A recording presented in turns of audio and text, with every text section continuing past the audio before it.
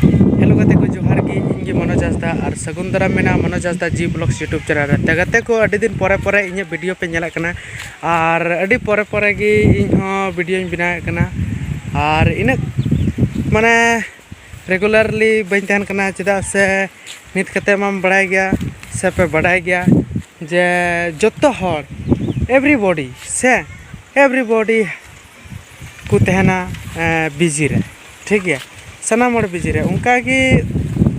बुझ कपे इन हो बिजी रे तेना और इन तहन कना नित कते दो सनाम हानो कमी बिजी रे और नुका टाइम टाइम रे अकुआ ये माने समय को उडुक तेना वीडियो बना लगी उनका कि इन हो तीन समय उडुक कदा जहाँ दो वीडियो बना लगी और तीन पुन नेल दड़िया नो ब्लॉग्स वीडियो रे तीन थोड़ा रिमिल का आय और अड़ी नपाय रिमिल का और ठंडा ठंडा हवा चला कना जहाँ दो अड़ी नपाय अड़ी जियल अड़ी रस्का बुझे कना और अड़ी नपाय के बुझे कना और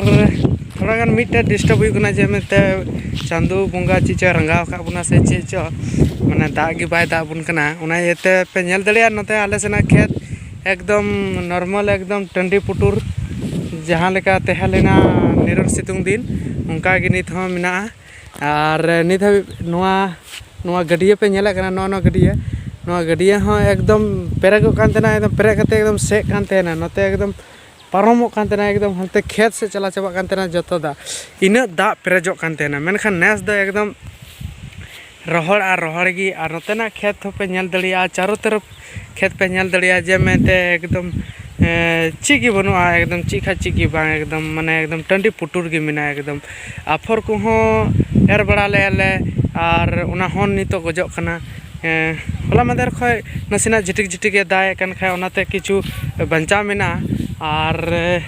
हुई दड़िया जुदी आर पे पुन दिन जुदी बाय दा लेखाय ओना झिटिक झिटिक जहाँ जुदी बाय दा लेखाय तो ओना कटी चुलुंग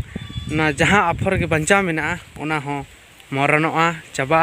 और नेसा चासबास तो चेलका हुआ चबांग हुआ ओना दो मेमेन हो अडी मुश्किल गया जे हुई चबांचो आदो चीज में तबना तिना ब्लॉग्स वीडियो रे नियगी कथा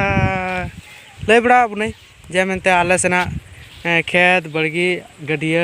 लॉन फोन जहाना गिम हुदिस बोले एकदम दागी बांग हुई कानते एकदम नेता निय धम दो टंडी पुटुर और नेस दो हुई दड़िया बड़ाई नामो कना पासे नेस दो जरूर पासे अकाल के चिदा से उल दारे रे उल हो बांग जम लेना बांग जो लेना और सो दारे रे सो हो बांग जो लेना और नॉर्मली अधिकतर बोले नेस दो उल को बांग जो लेना सो को बांग जो लेना चिदा से आले पासे रे मिटे अडी लटुते उल बागान मेना एकदम खूबे लटू इना लटू उल बागान मेना ओंडम हेल लेना खा जमते हो जम तम जम बी और लाइफ फुला कते ठु ताम रे हो पासे ओना उल तो पासे बाम जम चाबा दले इना लटू मारांग एकदम उल बागान मेना है तो ओना खातिर ते नेल पे इना मारांग उल बागान रे हो उल बांग हुइलना आदो चिज मेना हुई दड़िया ओंडे खगी वीडियो नामना पासे नेस दो बाय दागा और नय नोंका बाय दाय कना झुटिक झिटिक दाय कना थोड़ा थोड़ी आदो तिना ब्लॉग्स वीडियो चेलका पे बुझे के तबना जस्ती बन लय तबना आरो बन न्यापामा नेक्स्ट वीडियो रे नपाय टॉपिक कते बन न्यापामा और तखन आरो भाले भाले कथाइन लय तबना तो तिना द निनागी आरो बन न्यापामा नेक्स्ट वीडियो रे जोहार।